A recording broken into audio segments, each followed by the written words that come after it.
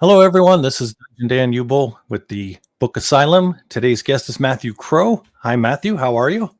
I'm great. Dan, how are you doing today? Doing just fine. I'm very excited about this interview. Um, Me too. Been looking forward to it all week. That's awesome. I first came across you as a narrator with Jeff Thompson's um, Guardians of the Apocalypse series. Yes. I can never remember to say. I almost say Galaxy of the Guardians. Guardians of the Apocalypse. Yes. And that being the first time I ever heard your voice, it just sucked me in right away. You have a very distinct voice. So, when he said you were going to do Epic Mayhem and you did Scream, what was it? Scream Bloody Cheerleader. Yeah, that was a good one. That was fun. So I became a Matthew Crow fan right there. Oh, thanks. Yeah, as a matter of fact, the most recent one that you narrated was Dead Meat for Nick Clausen. Yeah, that one came out. We did the full 9-book series and then put it out as one humongous audiobook. I want to say it came out last fall. So I've had a few come out since then, but that's the most, that's the one that seems to have the most traction, probably because it's about 40 hours long for one credit. So Dead Meat. All you got to do is search Dead Meat. That's a good one. I enjoyed that story a lot. And again, your narration really brought some life to the characters. Thank you. Did you have a lot of fun recording that one? Honestly, at first, no, because it was originally translated from Danish. So a lot of Danish phrases don't completely move over to English and properly. So there was some stumbling at first, but we worked through that, and it was a really cool story and probably one of my favorite types of origin of the zombie apocalypse story that in the books that I've narrated so far or read. Actually, I'm a huge and have been for a long time. Give me a zombie book and I'll see you in a few hours. It's always been one of my top favorite genres to read. So yeah, that was a good time. I really enjoyed that book. I'm going to bring up the iPad because this is where I've got all of your stuff listed. Oh boy. Oh yeah. I mean, I was shocked when I read through all this. How many books have you narrated to this point? So you can find me under my name on Audible for about 82 roughly titles. Again, almost all zombie related, probably 90% of them zombie related.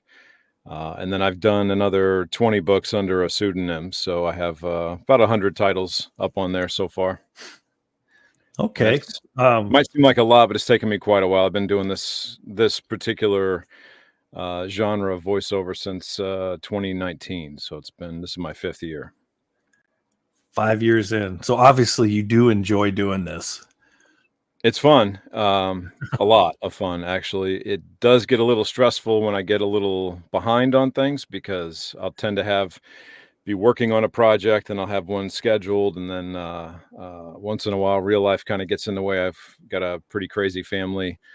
So we're always running around doing all kinds of different things. So once in a while, things do get a little backed up. So that's stressful, but it's pretty fun for the most part because I can kind of come in here and just pretend to be other people for a while, which is it's a good time sometimes. I have no doubt. You must have had a lot of fun with Jeff Thompson's books, especially Epic Mayhem.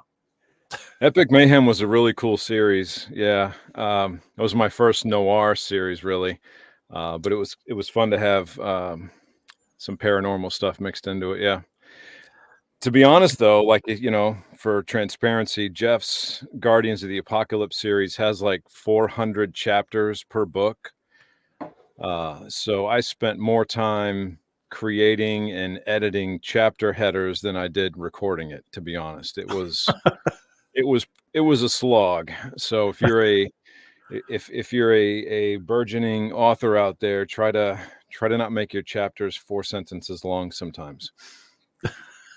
Would be some good advice. Great story, but that was a headache to to do that. And I told him that too. So it's not that I'm talking out of school. I always make sure I make my opinion on Hear that things. voice of his, well, Matt, you got to understand. Yeah, it's like the scene changes. Like, yeah, but you could do that with like a spacer for a few seconds. We don't. Yeah, but anyway, it was fun. Yeah. Yeah. Well, since If we're there's talking, ever if there's ever an omnibus of that series, that's gonna be like 1,400 chapters. I'm gonna have to do. So that'll be fun. So yeah, reach out if you want to get that done. yeah. Well, speaking of that series, when you did the first 2 books, Jeff was really, really heavy with reading like every line of the naval orders. Yes. Oh my God. What was that? I mean, I know reading it and being Navy and having read those things, you must have had a lot more hair before you read that. It it was very descriptive. That's true. So I got a crash course on pretty much every level of command in the naval Coast Guard. Thanks. Sorry, in the Coast Guard, and learned quite a bit about the military order of things by having to repeat them over and over again. Yes, that was good. Yeah, I mean, those were a chapter in their own. Exactly. And it was a fun series, and I was thrilled when he told me he was going to wrap it up, and he did those last 3 books. That was really good. I like the way they twisted that up at the end. It was a really good series. Yeah, it was a long ride, but it had the payoff at the end. Yeah. So jumping back to Epic Mayhem, that had so many characters in it. Not everybody had lines though, but I mean, so as a narrator, voice actor, and you have to come up with a unique voice for each person. Is it like a nightmare to try to keep track of, 20 characters?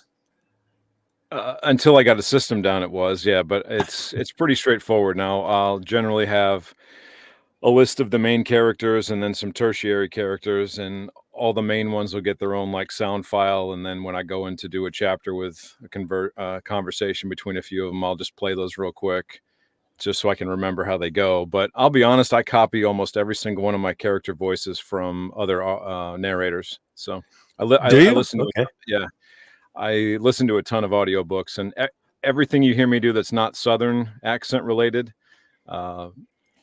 is all from R.C. Bray or Christian Rummel. Okay. So you know Jack Childress, obviously. So how much yeah, how much time did you spend before you finally came up with Jack Childress, Jack Ghost, Ghost Jack from Epic Mayhem? How long did it take you to get that? Well, aside from Jack, I'm from the Midwest, so I know about a dozen Jacks already. So they're a dime a dozen. I mean, no, he's very unique, and so are they. But there's quite a few of that same type of good old boy personality down there, so which is good. So the thing I enjoyed the most about that series was that his ghost actually had to have got to have ghost sex, which was pretty interesting to kind of verbalize as the narrator. But I mean, hey, if you're going to get lucky, you might as well try to do it everywhere, right? Yeah, but then Jeff just had to make it disgusting. Yeah, but that's kind of the fun of his books, is they're always like, oh, that was just unnecessarily gory right there, or unnecessarily descriptive.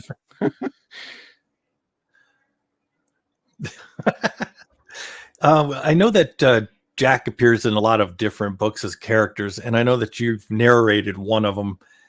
I want to say recently. I think is it the After Z actually series? Really? Yeah. So did you bring any of Ghost Jack into that, or did you create something new? Well, the character itself was a different type of character, so it was loosely based on Ghost Jack from Epic Mayhem, but it was really just I kind of went to like more of an extreme with the twang and all of that. So and he was also a hippie in this book, or he's in charge of a commune of hippies in this series. So so I kind of put a little bit of that stoner type of a tone to him too. I may or may not have some knowledge of how that sounds. So you're not going to admit to anything. But I have to say the After Z series is probably it's if you haven't read it, it's awesome. Not just how it's written, but how as the series progresses, it really kind of kicks into gear, like in book 3, which is I think is cool because, as I said, I'm a huge zombie reader, and normally when these long series, and I hope he keeps going forever because it's a great story. Uh-huh. A lot of times these big long series like Peter Meredith's Apocalypse one, like it was pretty good. The first one or two were okay, but like book 3, like you were just like hooked. And after I read Yeah. book 3 of that series, I was like, give me every single thing you have. I want to read all of it. And I kind of think that this After Z series hit that in book 3 too. It was like, oh, this is a really cool twist on how, not just the world, but how the kind of I don't want to give too much away, but it's a really cool take on how the zombies operate and everything else. I thought it was really good. But I'm doing book 5 right now, and Jack's, to answer your question, Jack's character came up in book 4, and there was one chapter where he talked for like 20 minutes, I think, and I needed to take a couple of days off after that to let the voice kind of come back, because it is really hard to keep that up for 20 minutes, so. Imagine what it's like for Jack. Yeah. All right, Jen's got a question, and I was going to ask it, but we'll let her ask it. Why do male narrators make women sound snotty when they narrate the female voice? Yeah, Matt, why? My wife is probably watching or will watch this, so let me see how I will answer this question.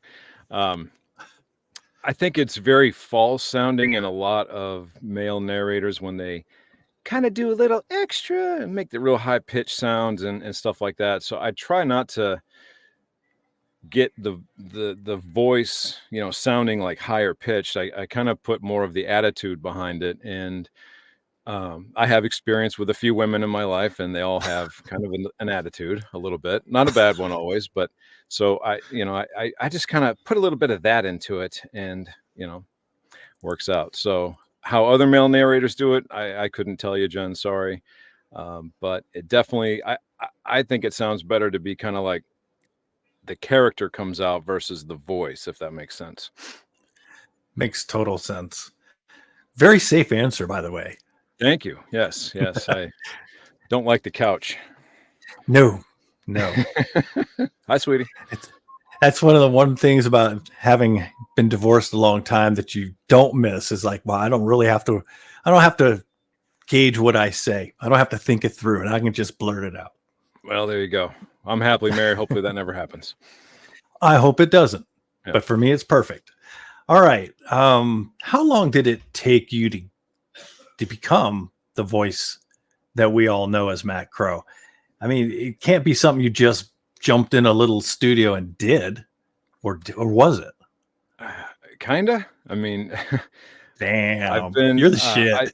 I've been doing the same line of work since I was in college, pretty much. So, and I'm now, I know I don't look it, but I'm pushing 50 pretty soon. So a few years back, I was like, what is some other thing I could do, kind of as a side thing to kind of, not just make some extra money, but more of a, like a hobby kind of thing. And my wife was always like, you should get into voiceover. And she's not the first that said that. I've been pretty much doing voice work my whole career, and people would always be like, are you on the radio? You should be on the radio. And it's kind of like the old cliche, voice. So I did some voiceover for a while, and then I was like, I like reading books. I might as well just try to do some audiobooks. And the very first time I started thinking about doing that was like in late 2018. And I met with an established narrator at the time to say, like, what was it like? So, and I stupidly said, I just think I can do it because you don't have to do a lot of acting. There's not a lot of this. There's not a lot of that. You just read, right? So what do I know? I just read books. So, and he kind of like laughed at me for a while, actually. And I learned quickly that it's all acting, so all, how you narrate the scene, how you do all of that. So I was really dumb, clearly, at first, how it worked. So the first couple of books I did, you can kind of hear some of that Matt doesn't know how to act in. Unfortunately, but I've actually since cleaned one of those up. I went back and was like, hey man, let me do that first, at least the first half of that book over again, just so we can, I don't have to hear it anymore. But anyway, so I started doing it. I did one and it was fun. And then it was a series, so I had to finish it. So it was like, I kind of made myself do the first, few books.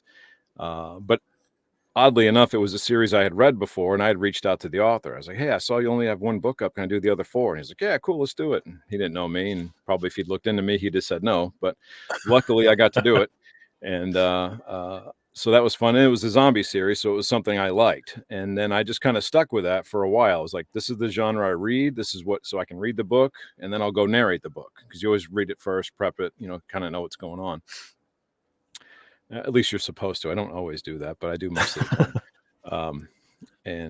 Yeah, so I just did zombie books for quite a while, and then I did a thriller, and then there's one really, really dark horror story I did that I just loved, but nobody else likes it. But that's just my kind of, gory, type of book sometimes. So I think that sold like 12 copies, but it was super fun to do. So I just kept doing stuff I liked, and then pretty soon I was like, okay. And then I take some coaching classes, some acting lessons, and some character work, accents. And I still suck at accents, but at least you can kind of tell where they're supposed to be from now, even if they're not very good. So, but yeah, it was just kind of a work in progress. And here I am 5 years later, and it's a pretty solid side gig. It's good. Yeah, it's good. I enjoy it.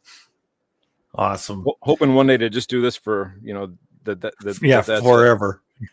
Yeah. Facebook user, sorry, I can't see your name. He wants to know, how long does it take you to narrate a book? That's a kind of a weird question. I get it. It takes a while. You would think it wouldn't, because if you think like, I'm going to sit here and read to my kids for a little while, you can read your kids like a couple of chapters in 20 minutes, and they enjoyed it. They had a good time, and that's great. But what you didn't notice is that you stopped and you made a boatload of mistakes during that 20 minutes, but you just correct them on the fly and you'd keep going, and nobody noticed, because you're just reading to them. And that's just how, people talk like that. You make mistakes, you reverse, you say a sentence over or something. When you're doing the book, you can't do that. So every time you make a mistake, you have to stop and then go back and start over 5 seconds ago. And then after, on top of that, I'm super critical of how I sound. So I do that a lot during the process, just because I don't like the way I just delivered that line or something like that. Yeah.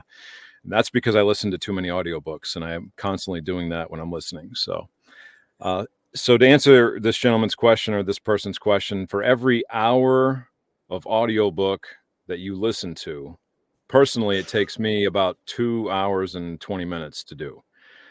So for an 8-hour book, that's about 25 hours. Now you might think, oh, you could do that in a week.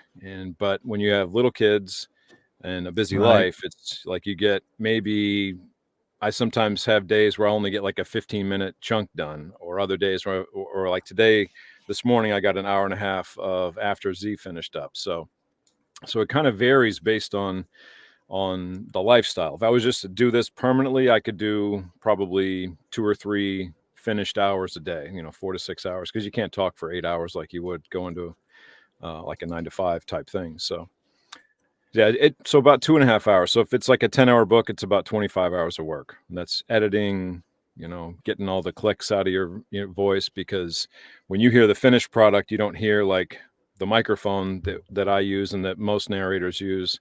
They're really, really sensitive, and they pick up like all the little saliva noises in your mouth. It's disgusting. If you hear like the raw audio in your ear through it's like the car speakers, you'd just be like, oh, that's so foul the whole time. So there's a lot of work in cleaning it up too, which I do all that myself. Some people outsource it, but I got into a point where I can do all that myself and get it done pretty quick. So it takes a while. It's not a piece of cake. So sometimes you get like an author who puts a book out, and then everybody's, where's the book? Where's the audio book? It's like a couple weeks Yeah, away. I'm one of those people. It's like, Yeah. oh, the book's been released, and then when I have to wait a month for the audio. Narrate. I want to slow down on purpose just because I know it bugs people. Dark side. Yeah. We have a lot of people that are interested in what you do, the cool. voice acting, narrating thing. Yeah. So if you wouldn't mind, because we have not had that many people that do this, walk us through your procedure. You don't have to give us any secrets, but you get your manuscript. What's your next step?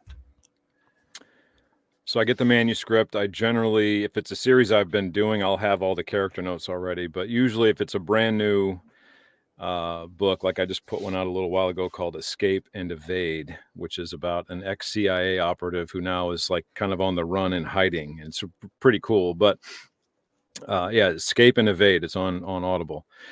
But I'll generally ask the author or the rights holder to cast the main characters. Like if you had, you got a movie made of this, who's the actor doing this? Who's the actor doing this character? Who's the actor doing this one?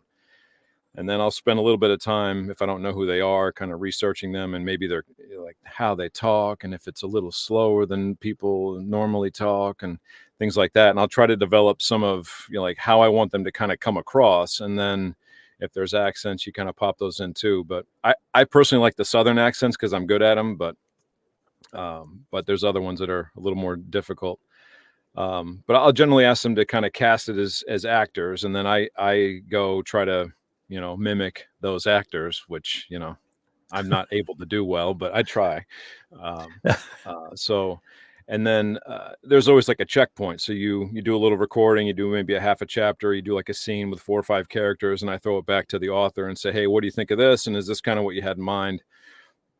And, however they, we make whatever tweaks and then off I go until it's done. So, and then it's kind of like the voice actor has their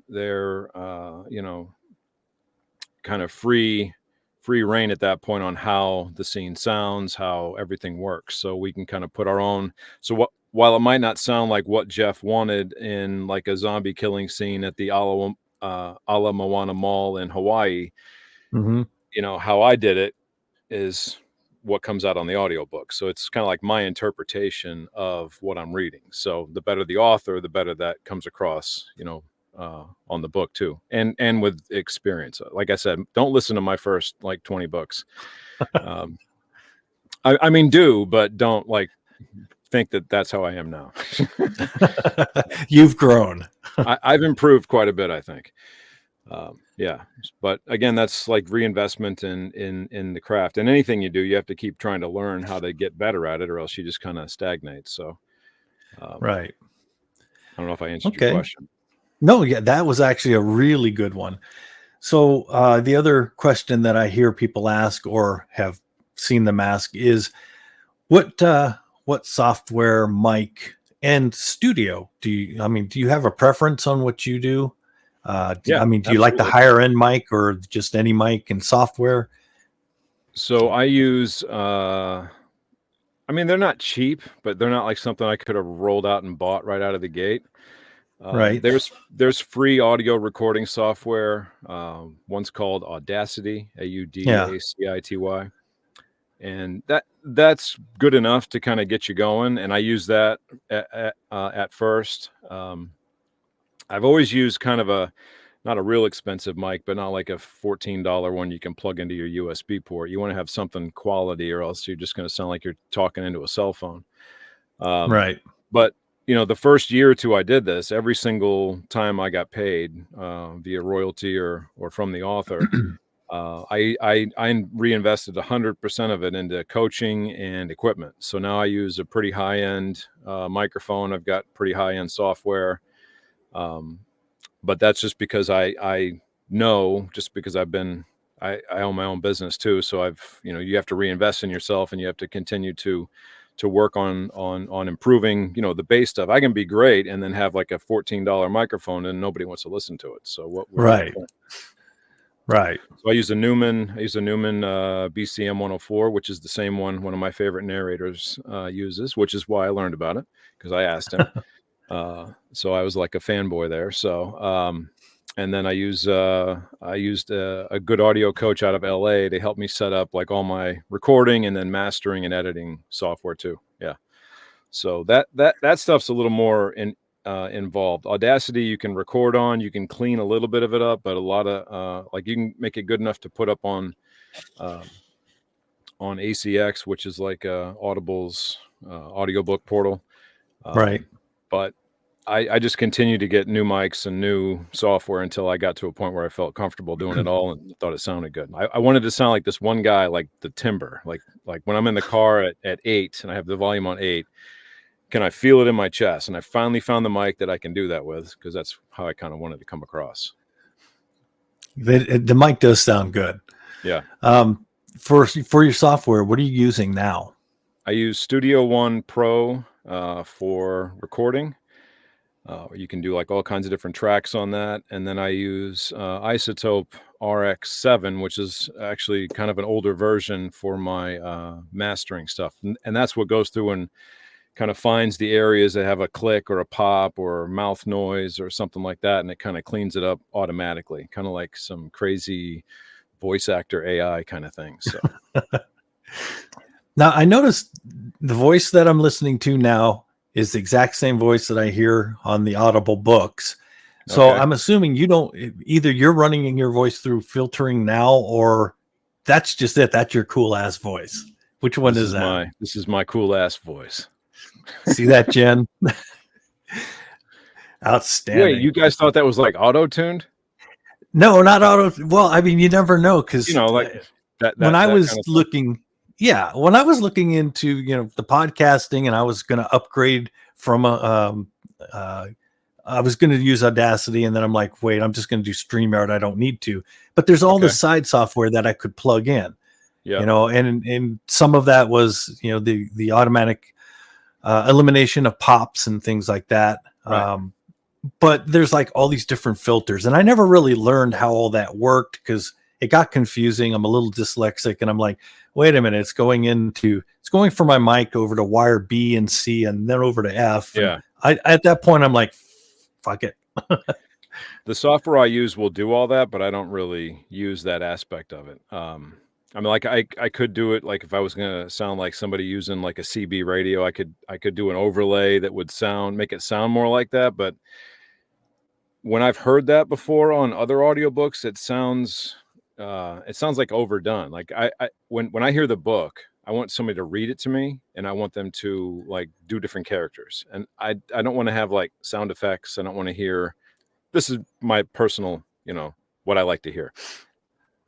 So I try not to do things that I wouldn't want to listen to. So I'm the same way. I've heard a lot of people that love we'll do an example, the audio book of Alien, and they love it because there's music in it and there's all these sound effects, and it's completely distracting to me. I just want somebody to read the story, give me some voice character. I don't want to hear clicking. If he's on a CB, I don't want to hear it like it's on a CB. Right. So I tend to agree with you on that.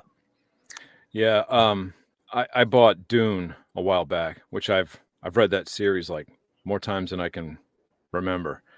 I couldn't get into like the third chapter. I was like, man, this is just too much of this filtery, background. Like they had lasers going. I was like, I don't want to hear that. Just, I know in my head what it looks like. Just let me envision what it looks like when you read it to me, so that's, so I get that. Yeah. I've had people ask for that stuff too. Like, hey, should we do like an intro thing at the beginning? Like, you could. I'm going to charge you a lot for it because I don't want to do it. So. Jack's bringing up Domino here. Let's see. I have a love-hate relationship with macro narration. Oh, wow. Well, Jack, you're now off the list. I thought it was cool. Oh, no, I thought it was the coolest sounding dude. I thought I was the coolest sounding dude. He says, you are, man. Absolutely. Yeah. You can't tell, but Jack is very full of himself. Jack is the coolest sounding dude that sounds like him. Exactly. But he'd love to hear you read his short story, Domino, which if anybody hasn't, you can find that in the Word Peddler magazine, I think issue 2. Cool. But he wants you to do that. I thought when I saw Domino, it was the old Kiss song. Exactly. Oh my God, a Kiss fan. Don't get many of those around here anymore. Everybody's too young. You want to go off on that tangent? I'll take a few hours for you. I love that. That's my favorite band of all time. You know, we're gonna go on that tangent right now because my biggest bragging right is I was at San Diego Comic-Con one day, standing in that long ass line to get a Starbucks coffee, and I turned around and Gene Simmons and his wife were right behind me. How cool is that, right? It was totally cool until I opened my fucking mouth. Then it's all like, yeah, I just fanboyed, melted on the floor. Yeah, it was amazing. But I never got to see him live in concert. Oh, and have you? Oh yeah, all the time. God.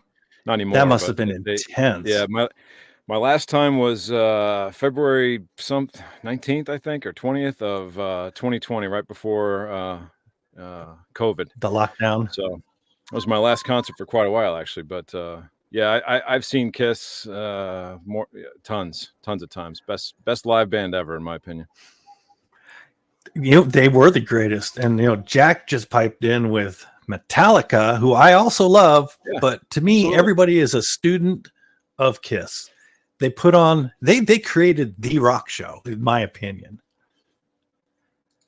I agree. When you get, did you get to see ever get to watch the original band with Peter there and everything, the drummer? I saw them on the '96 reunion tour 14 times. And wow. And then I did the Psycho Circus tour after that, another half a dozen or 10 times. I've seen them a lot, and yeah, they're a lot of fun. But I've gotten I think I've grown out of the concert stage for a while. The last one I went to, I was grumpy for a couple of days afterwards. So you're at that age now. I'd be happy to read Jack's book. Jack, just send to my PayPal after we get off here. Okay. Outstanding. Well, lucky you for having seen Kiss live. I used to have all their vinyls, you know, growing up. Yep. Okay. Let me see. I think we were lucky enough to kind of grow up in the best age of music. You know, that I think 80s, so too. 90s. Well, for me, it's 70s on. 70s, 80s, 90s. And then it took a turn. I'm not saying I hate the music of today. I am old. I'm older than you, but I'm like not quite at that get off. Really? I'll tolerate some of it. Let me see. My original teach metal is Sabbath. I'll go with that too. Can't go wrong with Ozzy. Absolutely. And we've now taken the podcast into a completely different direction, which is what usually happens. You know, let's see. We're at 35 minutes in. About 5 more minutes, we will be in Pornhub country. No, not with me. You won't. Why? You got some recordings you don't want us to know about? Well, I did tell you I have a pseudonym. I'm bringing this up because, like you had been mentioning, you do a lot of zombie. It's pretty much all horror. And as I'm going through your books, I come across Chosen by the Vikings with a very shirtless, sexy guy. Chosen by the Vikings. Yeah. So I've been trying to get into I've been trying to get into work with this one publisher for a while, and I finally wheedled my way into doing something for him. And I haven't heard from him since. I don't think I did a very good job, but yeah, there was that one. I had like 40 lines, I think, and it was like a cast of 4 or 5 male narrators and 1 or 2 females or something like that. And I mean, it's a great book. I never listened to it, but I'm sure it's great. But yeah, they didn't call me back. I think I'm going to stick with the horror, you know, zombie thriller, you know, kind of noir genres more than. I mean that cover more than the erotica stuff. Is that what it is? Because that cover is like total either romance or romance. Well, they had to pay me extra to use my shirtless chest on the cover, but that's you. Oh my god! I should find this while we're talking and put that book cover up. I bought a book this morning while I was cruising through here, and my wallet says "fuck off" for that. But It's called The Zombie Apocalypse Call Center, and it sounds like that's a really fun story. Yeah. Man, that was super fun. So I own a call center. So I've owned a call center. So it was like my worlds collided in that little series. So so yeah, that was kind of campy, but also kind of gory too. So and it was fun to do. So the premise was that there's a company that will prepare you for the zombie apocalypse. And it's like Okay.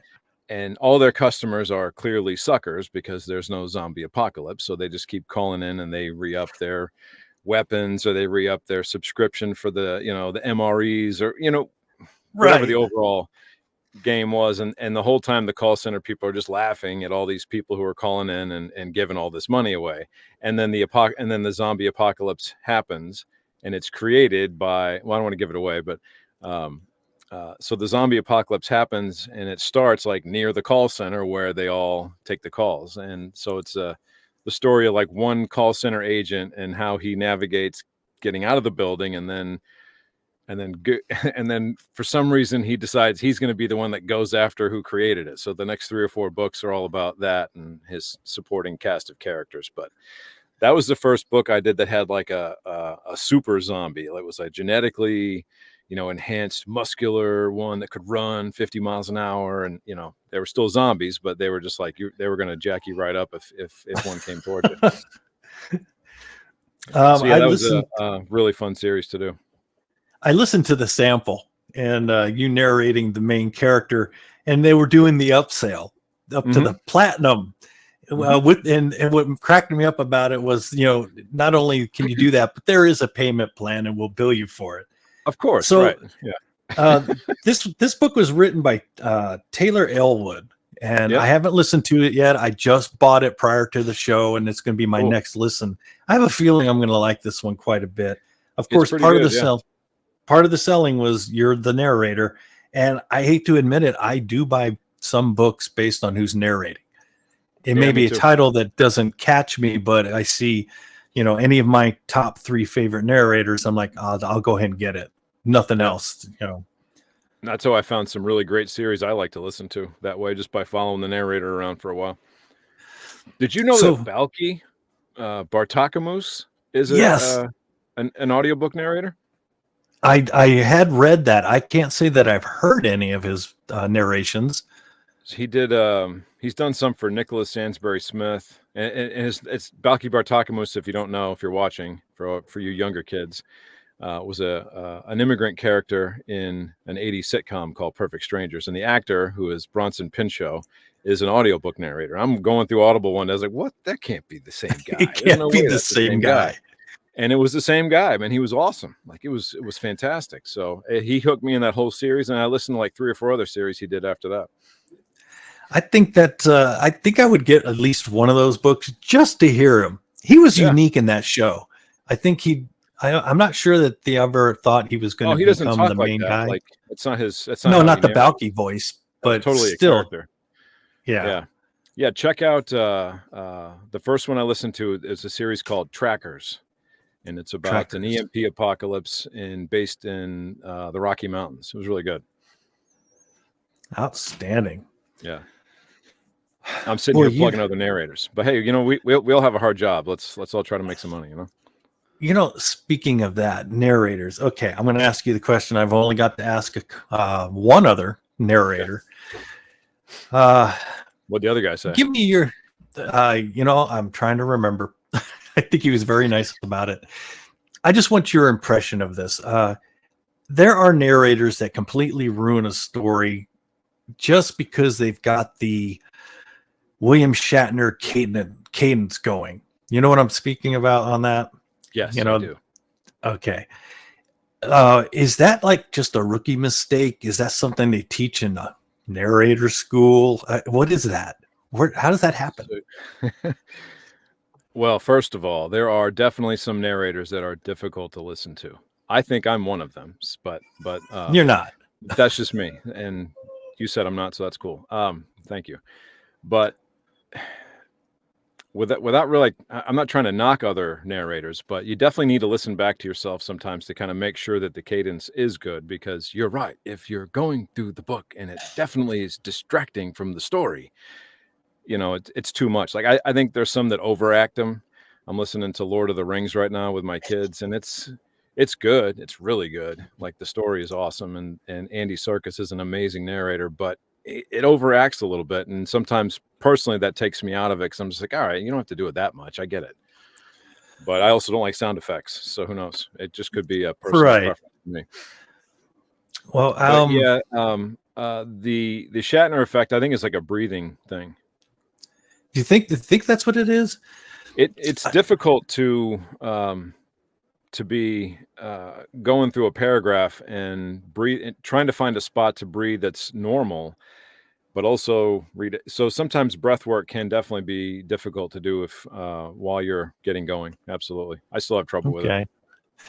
The one book that comes to mind when I think of this problem, this guy's cadence was so off that he would finish a sentence, go straight into the next one before he hit that pause.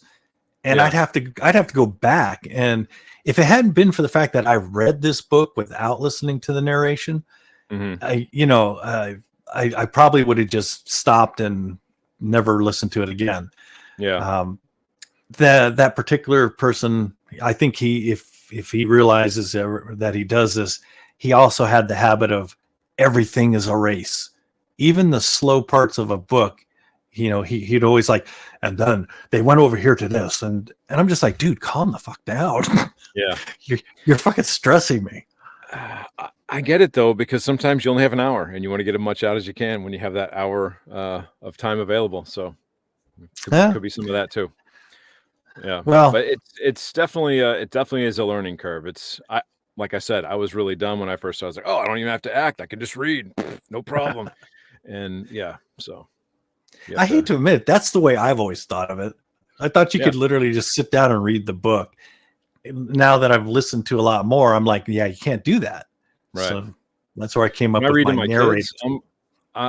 I'm way better when I read to my kids than I am in the studio. Because in the studio, I have this, for some mental thing for me, it's like I have this, it's got to be perfect and it's got to sound great and I don't want to mess it up. And this guy paid me a lot of money to do this. I don't want to, I want it to be really good. So, but when I'm in with my kids, it's way more natural, and I'll mess around more. And I think I'm a better narrator in their bedroom than I am here. But it definitely so takes dirty.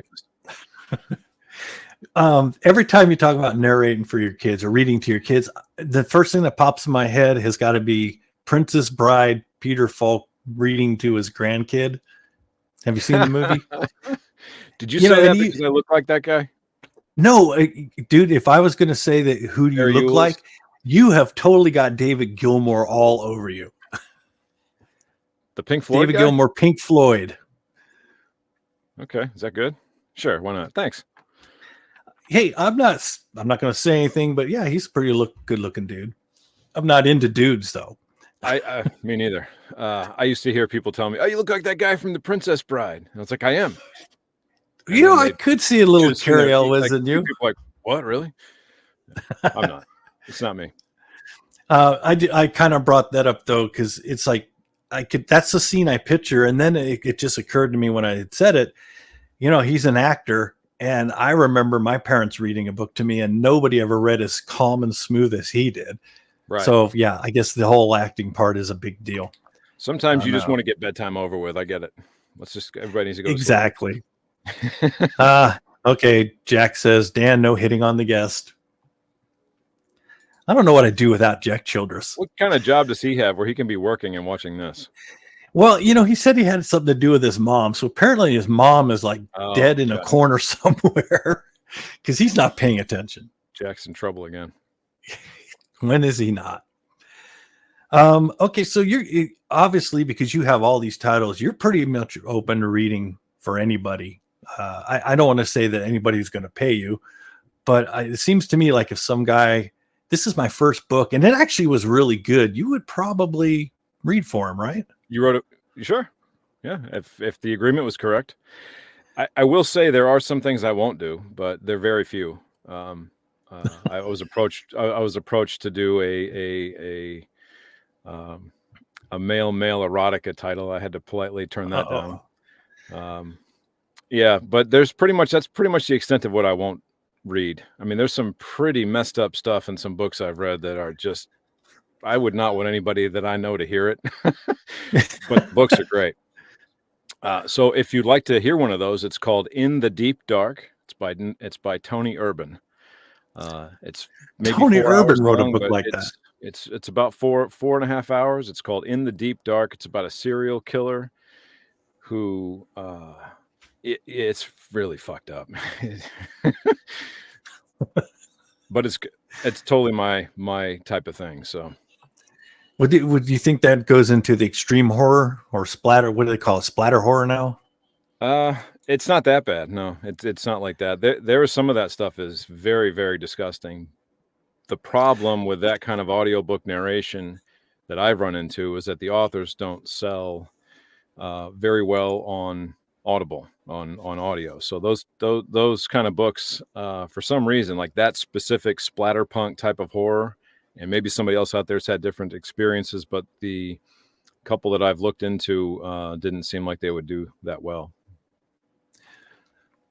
I've read somebody being that gross in your ear. I think it's easier to read it so nobody knows that you hear that you read that to yourself. I think it's more private. I think there's some stories I read that they're good stories. They're very horrific, but I would not want to have it read to me. Right. I just arc read one story that when I finally finished it, it's like, wow, that was actually pretty good. Now I need an exorcism because it got really. I don't want to talk about Dick ever again after that one. Yeah. And I think if he's listening, he's all like, oh shit, that was my book, Dan. Okay. Jen, I'm surprised she hasn't asked because she's been looking into doing this voice acting thing. I'm looking behind you and you got like the best soundproof studio going. I'm assuming you just took a small area of your house and converted it. Yeah, this is we actually built this. This was an empty corner we weren't using in a bonus room over my garage. So my feet are cold because it's right below me is the garage and I'm in New Hampshire. So it's snowing and cold today. Anyway, so we put just 2 walls up and a door, and then we filled the walls with sound treatment foam, and then inside is it's not soundproof by any stretch of the imagination, but it's sound treated, which means that my voice doesn't bounce around a lot and go into the microphone 5 times. It just hits it once or twice. But I can still hear, like when the kids are running down the hall, or these damn dogs next door come outside right in the middle of a good scene that I'm doing. All of a sudden you hear these dogs barking. I love my dogs. I love my neighbors, and I super love their dogs, but I wish they would shut the heck up once in a while. Right. So it's not soundproof, but it definitely keeps it from bouncing around a lot. That's what you see back in the corner there. Those are bass traps. Those keep the low end of the voice from bouncing around too much. And then my buddy Teddy Bear back here, my St. Louis Blues Teddy Bear, likes to suck some of that up too. Of course. Bears are definitely sound orientated. You can probably see it, but like see right here where there's like brown, that's an Amazon box that's flattened out and stapled to the wall, and then I just glued the sound treatment panels over it. So super high tech. Yeah, boy. Okay, well, thanks for letting us know about all that, because it seems like there is becoming a bigger and bigger interest in doing narration. Which is, I mean, that's actually awesome. I think the more people that do it, the better. Of course, now that you're established, you don't have to worry about that competition. Before I go with I wish that was true. I'm trying to get into like a couple of these publishing houses. They're difficult. I don't know. Maybe I'm just too old.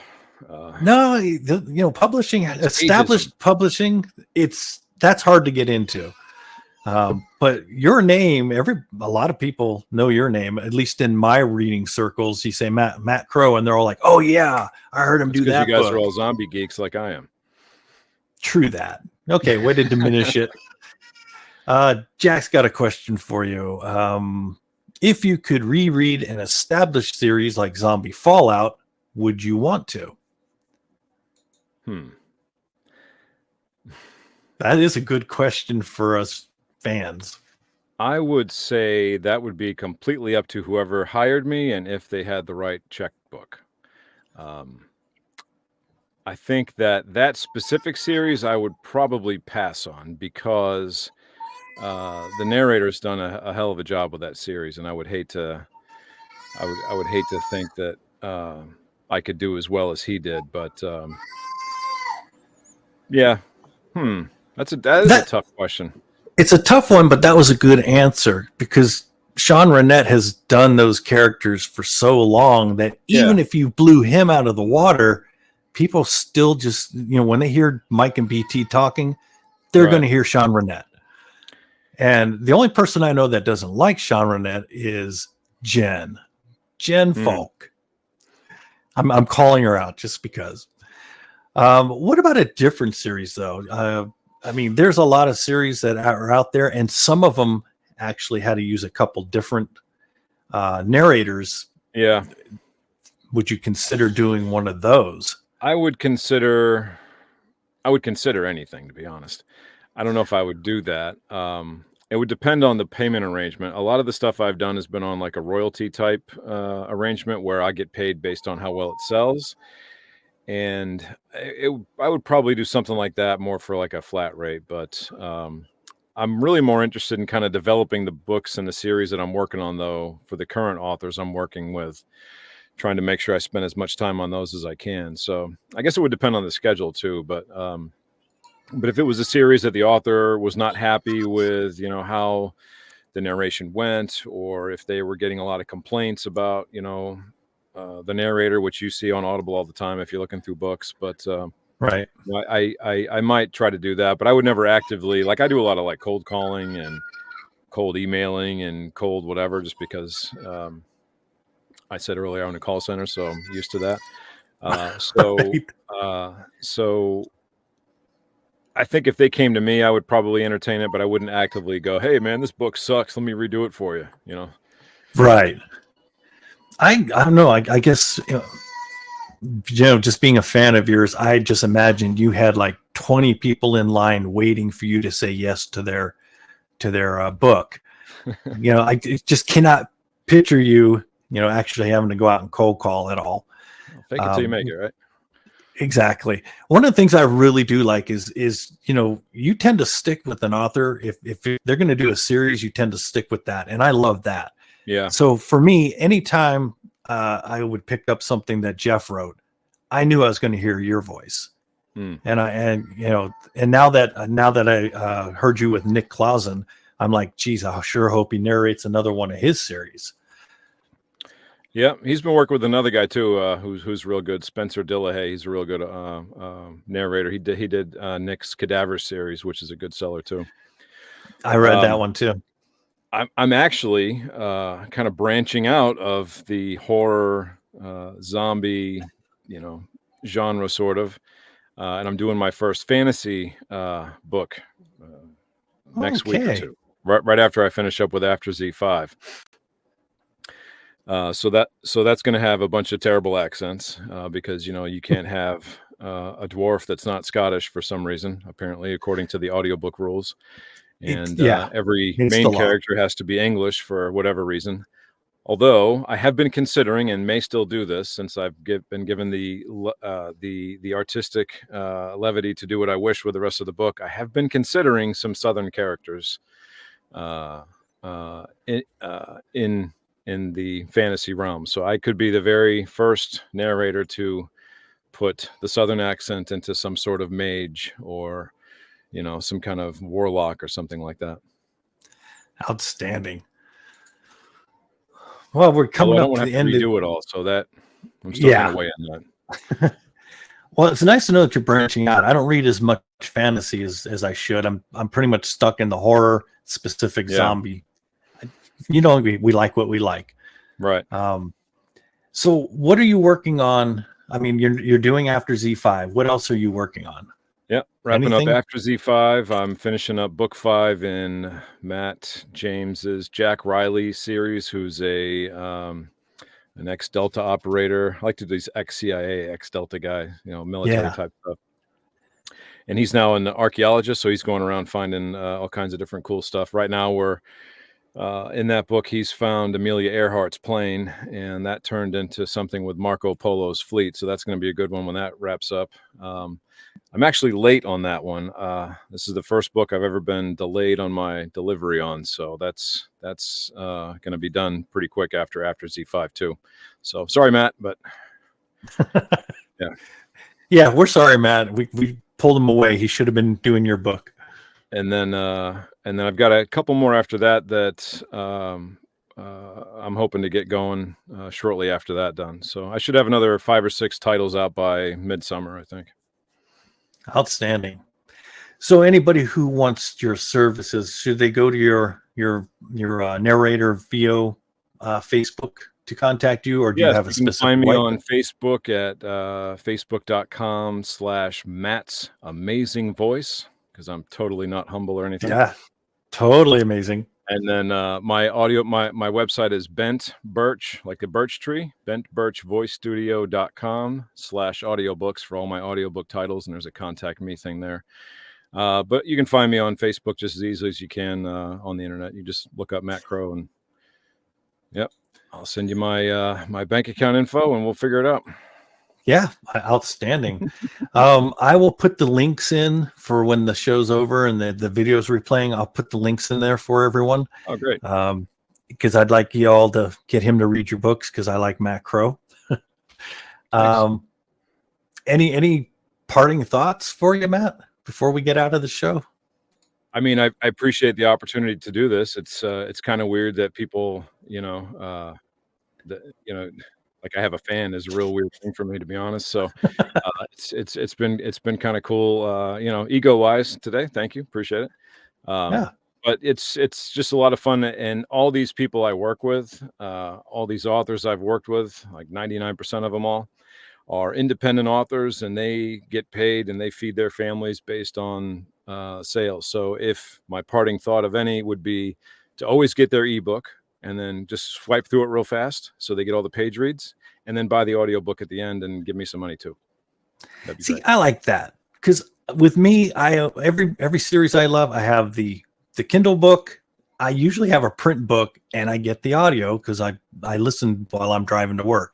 And I would encourage everybody to do it that way, because we need to support these folks. And these authors work hard on this stuff. It takes a while to do that. Plus, if you buy the book and the audiobook and the ebook, they get paid twice. And then like I said, I got little kids too that need to eat. So, and they eat a lot because they're like 10 and 9 now. So yeah, no wonder you're so busy. Well, as a writer myself, who is still going through the very first book they're doing, it is a lot of hard work. And part of why I was so. Have you ever thought of doing writing? No. I totally went off the sick scale here. No. No, not even something you'd want to explore. I am so wordy when I write. My book would be like 1,000 pages long, and I would have half the points out at that point. So no. Unlike Jeff, chapter 1, 3,000 words. Yeah. Well, I mean, I wish all his chapters were that long. But yeah, I don't think I'd ever be able to do that. But definitely, if you're going to be writing, I would always recommend doing one extra pass through the editing, because I've had books that we've had 5 passes through this, and I'm going through the book and I'm like, I can't even. How am I supposed to read this? So always go that one extra editing pass is always a good idea. And I agree with that. And that's part of the reason my book is taking so long. It's like when I finally go through, like I'm on edit 10. And I'm like, what made me think I could write? What am I doing? Critical. I just want to make sure I put something out that people will enjoy. I don't want to be one of the, I wrote this in 2 hours, read it. Yeah, right. I unfortunately was always really good in English and stuff growing up. So I'm like, the grammar guard guy. So that's me. And then I have to read sometimes these books that are I just want to yell. I'm like, what is this? This is not how you write. Nobody talks like this. So. Outstanding. Not After Z, by the way. After Z is perfectly edited, and there's no problems with it whatsoever.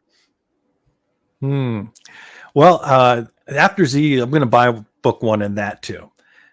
Jack has been going on about it. You haven't heard that yet? Oh. No, I have. Jack and That's 3 or 4 other friends have talked about it. Now you're talking about it. It's like, okay, I'm going to have to get book 1. Yeah, it's probably that one and Dead Meat are my 2 favorite series that I've been doing. Yeah, absolutely. Not just because the authors are cool, because they really are. They're super cool guys. But because the story and the character development, like awesome. I can't stand sometimes you get 2 or 3 books into a series or 4 books in, and all of a sudden you're just like, okay, it just seems like this is dragging now. It's the same 4 guys. Both of these series always bring in new characters. There's always new stuff going on, but you still have that core group of cool guys like, the children, the hippie boat guy pops in. It's just fun. Yeah. So yeah, my parting thought would be to go to Audible, look my name up in the box there at the top, and then just hit credit on every single one, and enjoy yourself. And please leave positive 5-star reviews. Yes, everybody should do the review. All right. I hate to say it. We have to end the show. This has been fun. Thank you. I do have more questions. So would you ever consider coming back, maybe later in the future? Absolutely. We would love to have you back on. Here, but if you're here, absolutely. But not if Jack's here. Hear that, Jack? Fuck off. And just do a little teaser. We will have, God, now I just did a brain fart. It always happens at the end of the show. We're going to have the author of Dead Meat and Cadaver on the show coming up here very soon. And I can't believe I can't think of his name right now. It's Nick Clausen. He's awesome. Nick Clausen. Thank you. He just found, you should ask him about this. Ask him what he found in his backyard. Oh, okay. You never guess. And it's not a body, I don't think. Let's see. He's in Norway, right? Could be he's anything. In Denmark, I believe. Yeah. Denmark. Okay. Well, unfortunately, I got to wrap it up. Thank you so much, everybody. Matt. I will make sure your links are popped up in the video feed, and we will talk to you again soon. Thanks. Have a good day. All right. Good day, everyone.